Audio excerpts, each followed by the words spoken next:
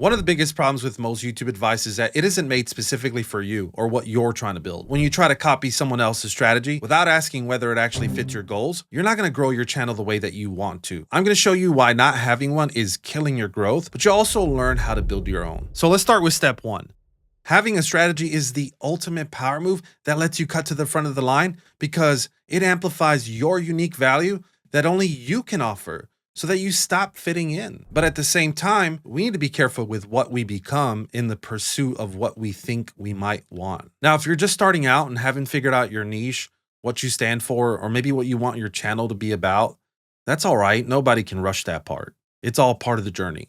But once you do figure that out, having a strategy will take your content to a completely different level. So let me ask you something. Are you actually working with a clear direction, or are you just putting out videos and seeing what happens? Because there's a big difference between those two things. Most creators fall into one of two categories. So maybe you're in reaction mode right now. And hey, I get it. Sometimes you need to move fast to take advantage of a recent trend, but that's where it starts. And before you know it, you're going to be making content that you never planned to make. And you're going to be chasing whatever seems to be working that week or that month, and your channel can start to look like somebody else's channel. Doing this can absolutely break your channel because you might gain a following that will not enjoy any of your future videos. And then others aren't chasing trends at all. So you might be making videos that feel right to you, and you're watching the numbers and wondering why nothing is changing, and then doing it again the following week. So there's no real strategy behind why you're making videos or who exactly you're making them for. Now look, chasing trends technically is a strategy. Some people build entire channels on it, but at what cost? Like, you're gonna end up making videos that you don't actually wanna make. You're gonna force yourself into topics that have nothing to do with why you started.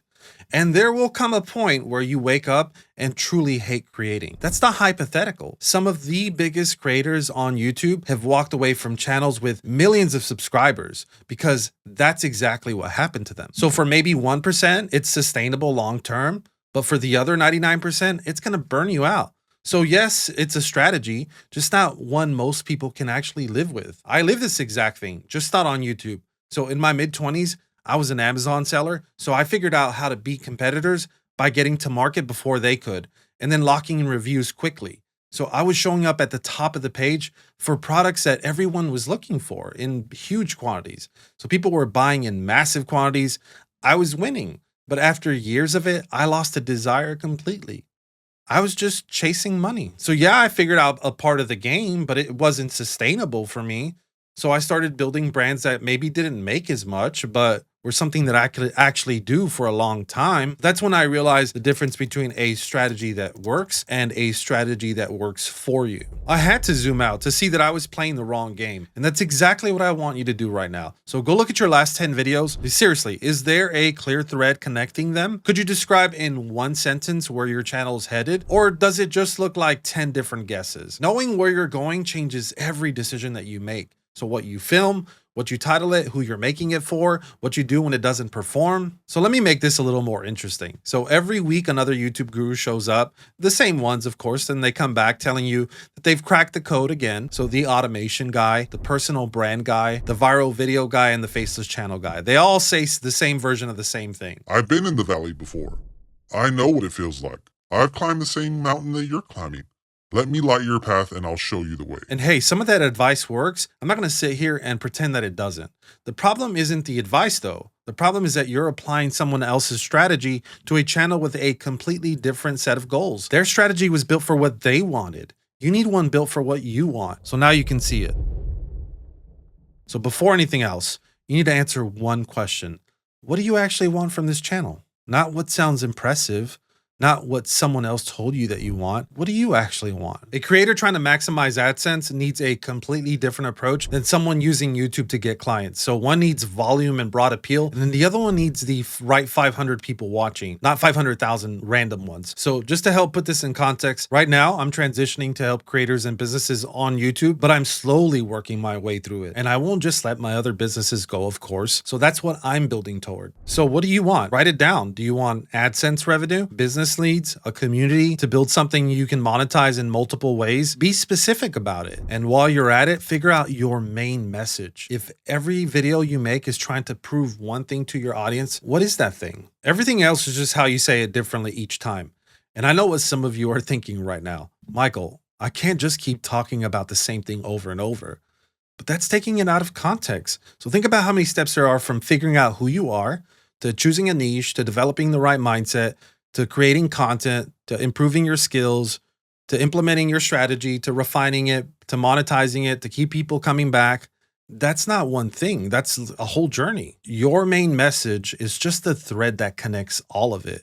And most niches are broad enough where you can cover different topics, as long as they all connect back to that one main message. Then think about what you're willing to actually do. What will you share publicly and what stays off camera? What can you talk about for the next 5 to 10 years without getting tired of it? So what excites you about creating? And just as important, what will you never do? What kind of content would make you cringe if your name was on it? Now, here's the part that most people skip because it's uncomfortable. Is your plan actually realistic? So if your topic has a small audience, that's fine, but you need to know that going in.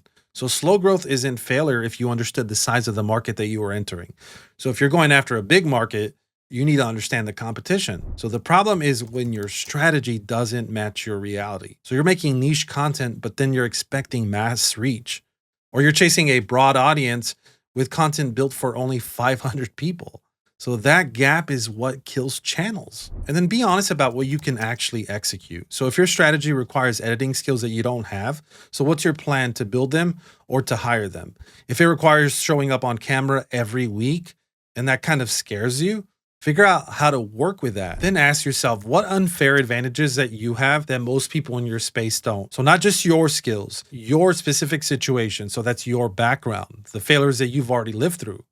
Most people overlook this completely. So that's what separates you from all of the other generic creators. So if you were to watch 5 channels right now in your space, what are they all not saying? What questions are their audiences asking that nobody's actually answering well? You can absolutely take advantage of that gap so that viewers come back to you since your competition doesn't offer that. But look, you need some level of delusion to keep it going when the numbers aren't there yet. But there's a difference between believing in something before it works and ignoring real signals that something is broken.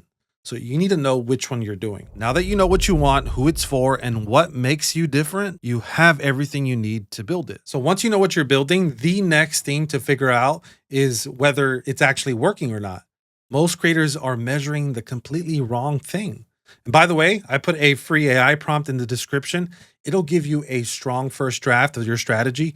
But finish the video first. It'll make a lot more sense after. Your strategy has to show up somewhere that you can actually measure. So it's either in your content, in your comments, in your analytics, so your DMs, emails. The problem is that most people are checking the wrong numbers for their actual goal.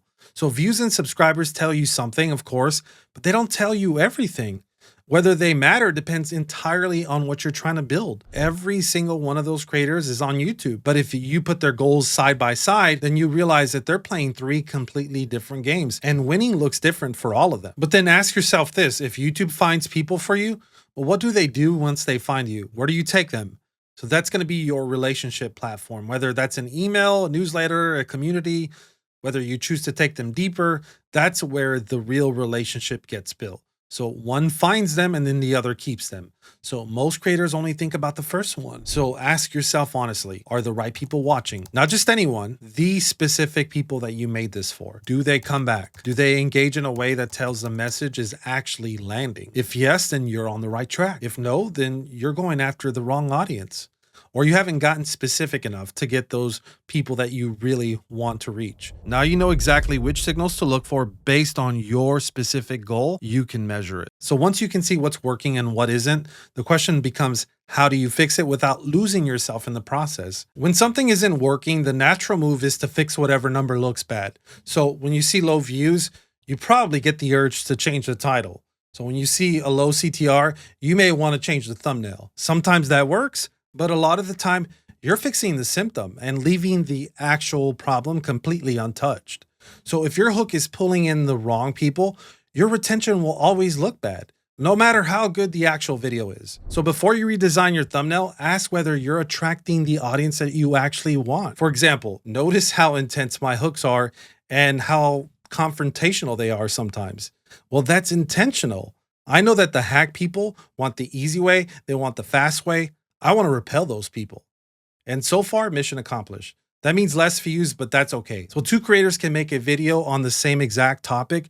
One of them is forgettable and the other one isn't. So the difference is almost always whether their actual point of view, their real experience, their specific way of seeing the problem is in the content. That's not a personality thing. That's a strategy thing. So your background, your failures, the way that you think through problems, what you find funny, what frustrates you, all of that is positioning. That's what makes someone choose your channel over the 10 other channels covering the same topic. And more views isn't always the answer. Sometimes the fix is reaching fewer people, but the right people. A focused channel that serves a specific audience will almost always outperform a broad, unfocused one when your goal is anything beyond raw view counts. So when something needs fixing, fix it toward your goal, not toward what the top YouTube channels are doing, not toward what somebody said in a video, toward what you're actually trying to build. This isn't a set it and forget it process either. You need to check your strategy every 90 days minimum. So are you still building toward the same goal? Are the signals telling you something is shifted? 90 days gives you enough data to see real patterns without waiting so long that you've wasted a year going the wrong way. Well, this isn't someone else's system. It isn't a guru's playbook. It's yours. You need to own it. The worst thing you could ever do is to plug your uniqueness into a guru's formula if all it's going to do is strip you away from what makes you who you are. I know some of you are true creators and will never change a brushstroke on your canvas just because someone else doesn't like what you paint. I respect that. But we also have to be grounded in reality. I chose the path of creativity, utility systems, functionality, and to solve a need in the market. So that's part of what gives me meaning.